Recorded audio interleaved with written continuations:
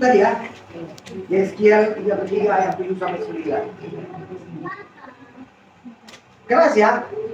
Ngeri. Ini ngeri. Kawan yang berdosa aku yang dituntut. Kawan yang berdosa aku yang dituntut. Mintai pertanggungjawaban atas nyawanya. Karena dia sudah pasti akan mati dalam kedosaan. Nah, sebagai umat satu Yakobus, kita pasti tahu ada teman kita yang dalam kedosaan. Pada umumnya kita akan mengatakan, nanti kalau bu nasihati, saya hati, iya kan? Kalau nasihati, yang ada sakit hati.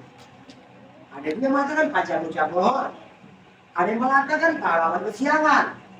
Ada yang mengatakan suci. Ada yang mengatakan urus dirimu, urus anakmu. Makanya kan. Sementara risikonya nyawa dia akan mati dan kita bertanggung jawab. Jadi ya dari orang Katolik.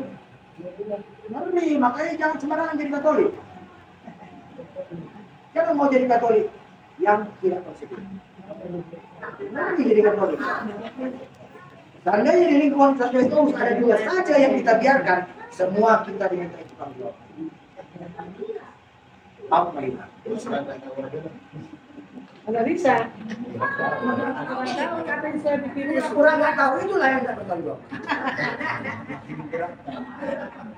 Tapi kan di ayat terakhir Tuhan bilang gini, sebaliknya kalau engkau memperingatkan orang jahat itu supaya ia bertobat dari hidupnya, tetapi ia tidak mau bertobat, ia akan mati dalam kesalahan. Tetapi Ya, itulah ayat terakhir. Kalau sudah kau berbuat menasihati, dia mati kau tidak apa-apa, tidak berbaik. Tapi apakah kita berani berbuat? Itu pertanyaannya.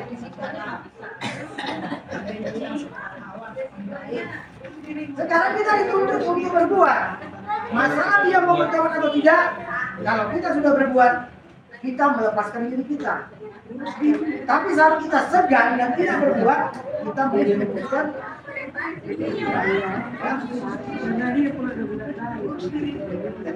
Jadi tadi juga sebenarnya saya juga agak gimana ya, bacaannya begini. Di samping logikanya, mulai dari bacaan pertama, kedua, Mazmur, Injil, homili, ngobrol. Kalau kutegur, gak kutegur, aku salah. Kalau kutegur, aku disalahkan. Lalu aku gimana? Soalnya pas pula bacaan itu di situ dan terjadi. Ini pura-pura nggak tahu, gue kan dirumuskan diri sendiri. Kita kan tidak bertanggung jawab kan? Bilangnya ditegur.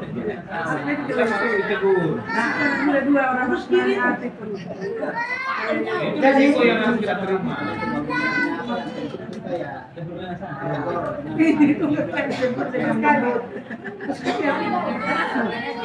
Betul. Ini aja. Orang Katolik harus menegur. Tegur dengan lembut. Orang Katolik harus menegur. Tidak cukup lembut.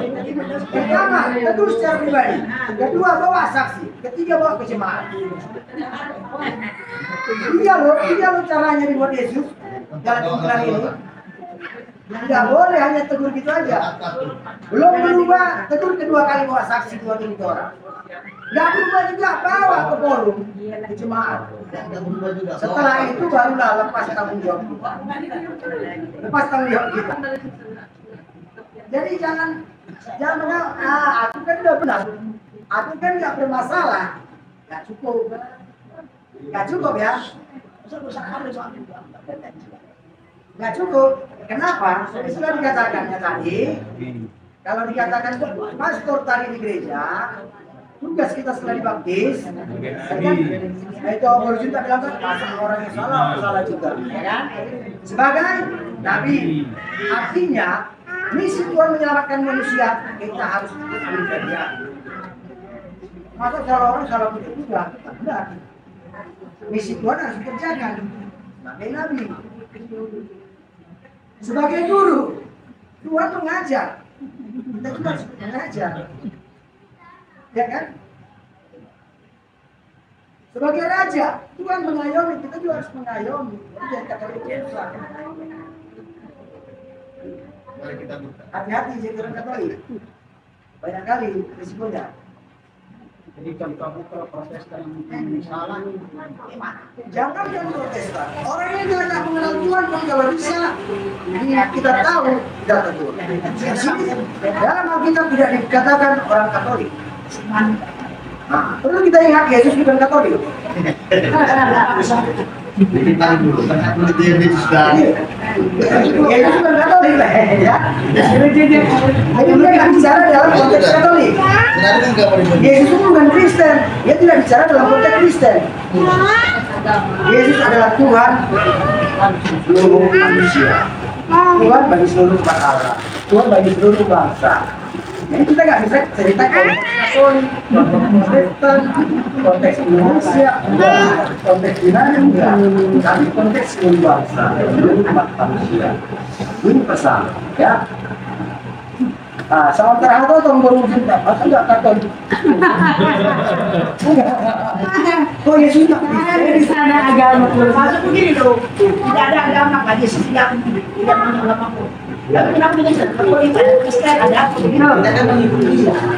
Itu orang nggak bisa kita lepaskan. ya.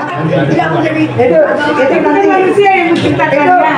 untuk itu nanti kita bahas di kesempatan lain. Ada waktunya. Ada waktunya nanti. Manusia yang Bagian dari katekisi. Itu aja dari katekisi nanti ya. Bisa kita bahas di tempat lain. Jadi kita masih dalam Ada dengan arti. BKSN ya. Jadi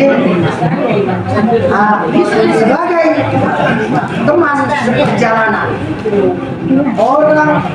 orang beriman harus menjadi teman seperjalanan bagi seluruh umat manusia, bagi seluruh umat Allah.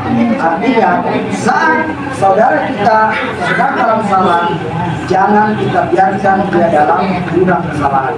Tapi kali menegur dan menasihati. Itulah yang disebut teman seperjalanan sesuai dengan tema kita hari ini.